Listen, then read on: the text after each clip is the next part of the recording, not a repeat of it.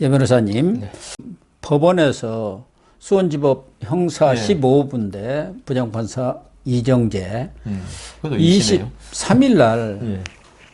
안부서 아태협 회장에 대한 외국한 관리법하고 뭐 외국한 그런가요? 관리법, 그 다음에 특가법, 예. 그리고 증거인멸 예. 그런 혐의로 인해서 3년 6개월 형을 내렸지 않습니까? 예.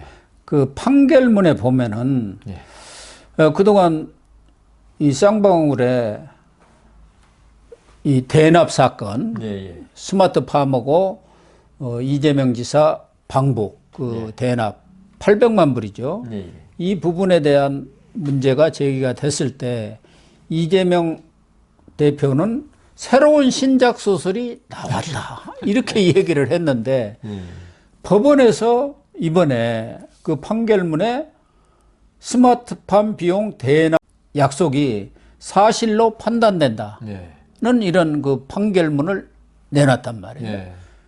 그러니까 그게 무슨 이재명 대표 이야기대로 소설이 아니라 사실이다, 대납이. 네. 그렇게 지금 법원에서 인정을 해버린 인정했죠. 것 아닙니까? 예.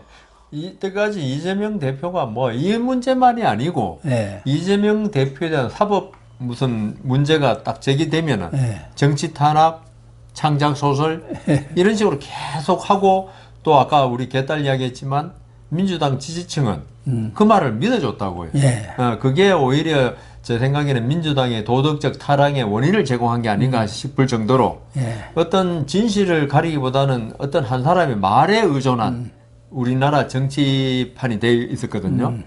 그런데 한번 생각해 봅시다.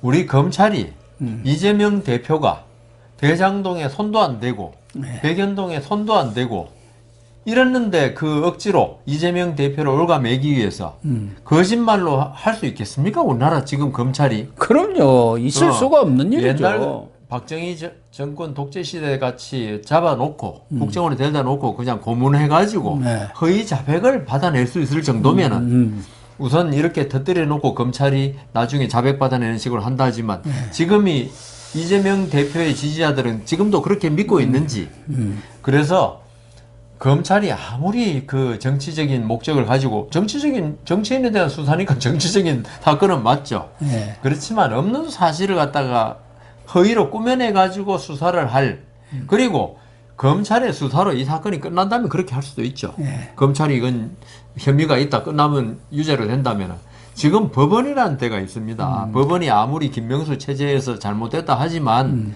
그래도 그렇지 않습니다.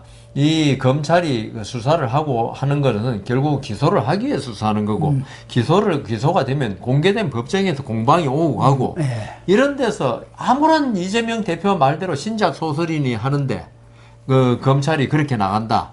이건 아니다. 국민들께서는 있죠. 이재명 대표의 하는 말 가지고 판단할 게 아니고 상식적으로 판단하라 이겁니다.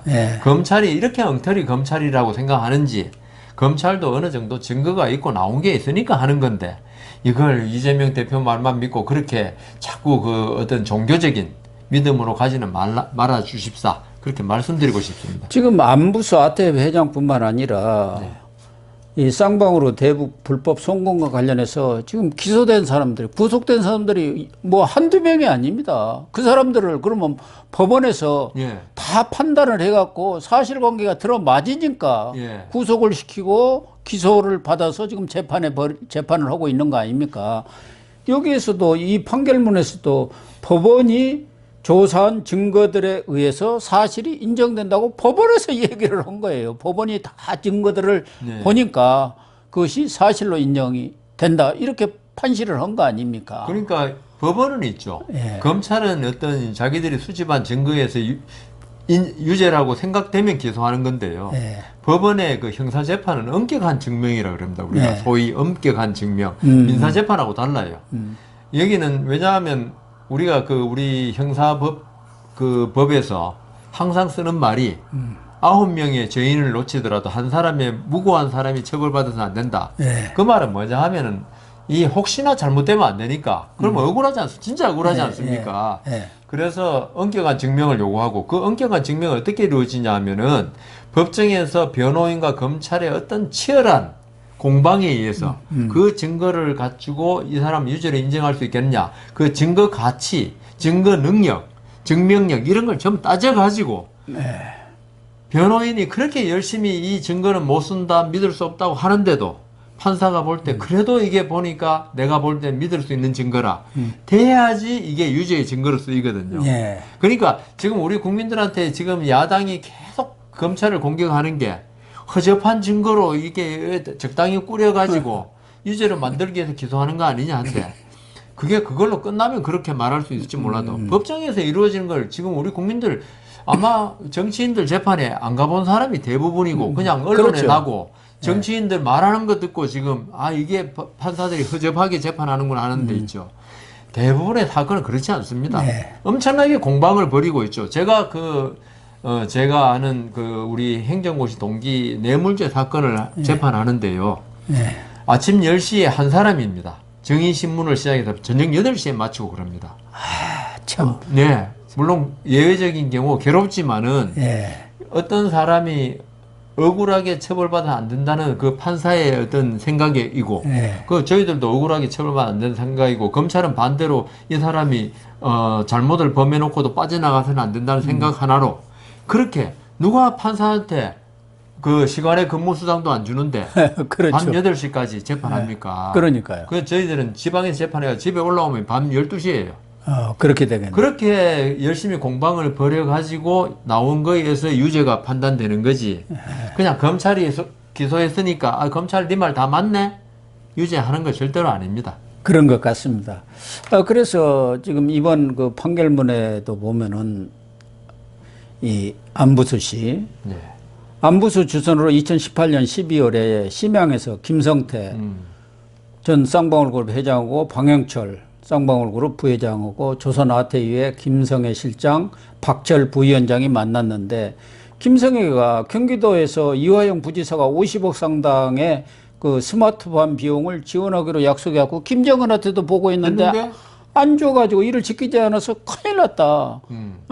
그렇게 이야기하니까 김성태가 그러면 우리가 대납을 하겠다. 대신 주겠다. 이렇게 한 것이 맞다는 네? 거죠. 여러 네? 증거. 네? 그것도 이 얘기를 했고 2018년 10월에 그 제1회 아태 평화협력국제대회 아까 이야기한 그 고향에서 열렸는데 그때도 경기도에서 5억을 지원하기로 했던 모양이에요. 아태바한테. 근데 3억분이 못 오고 2억이 안 되니까 또 김성태 불러가지고 이 안부수 소개시켜주면서 여기 2억 좀 지원해라 하고 또 2억 지원한 것도 다 사실로 드러났고 그리고 안부수가 2018년 12월에 평양을 방문해서 김영철 조선 아태이 위원장 그 유명한 통전부장이 김영철 아닙니까? 그거한테 7만 불 준 거, 또 2019년 1월에 송명철 아태이 부실장한테 14만 5천 달러, 그리고 180만 중국 위안화를 지급한 거, 이런 것들이 다 증거로서 사실로 확인이 됐어요. 그러니까 그동안 이야기 됐던 것들이 판사들이 볼 때도, 이 재판부가 볼 때도 다 사실로 인정을 해가지고, 그래서 지금 이 안부수에 대해서 3년 6개월이면 상당히 센 실형을 때린 것 아닙니까? 네. 외국환관리법, 특가법, 증거인멸, 네. 혐의 이런 것들로 인해서 이렇게 때렸거든요. 또 하나 지금 자꾸 이것을 소설이라고 하는데 김성태가 또 검찰한테 진술한 것은 2019년에 대북 송금과 관련해서 그 스마트팜 대납을 위해서 북한한테 달러를 보낼 때 김용 전 민주연구원 부원장 한테 보고를 하고 그리고 김용을 2번을 만났다. 근데 그때 김용은 저 민주연구원 부원장이 아니라 경기도 대변인이에요. 그렇죠.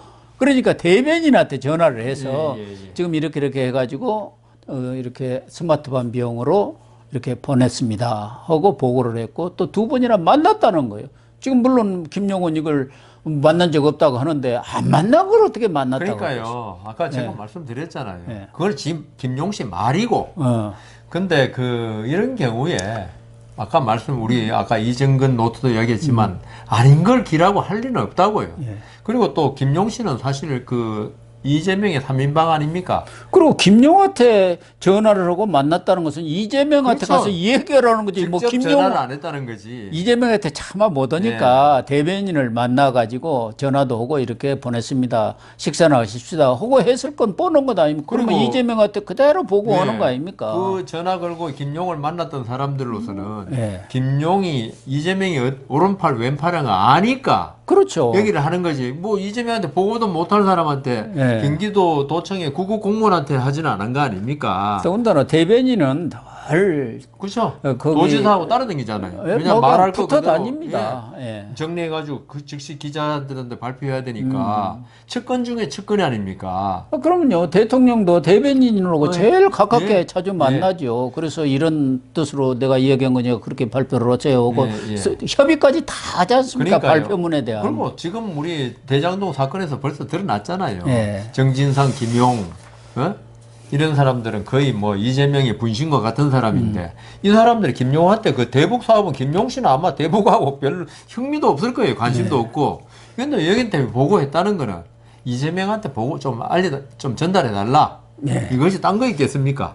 그러니까 안부수라든가 이런 사람들이 법원에 의해서 이렇게 스마트밤 대납이 예. 사실이라고 이렇게 판단을 받았다고 한다면은 예. 원래는 안부수는 이재명 이화영 쪽 사람 아니었습니까? 예, 예. 근데 지금은 돌아섰단 말이에요.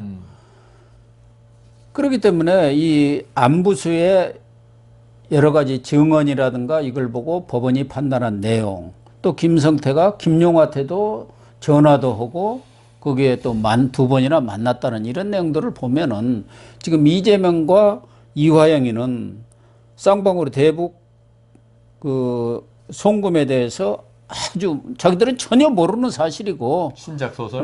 그거는 쌍방울이 자기들이 사업을 하려고 한 거고 경기도는 경기도대로 따로 했다 이렇게 하는데 이게 아니라는 게 다 드러나는 거 아니냐 추측이 이거죠. 충분히 되는 거죠. 예.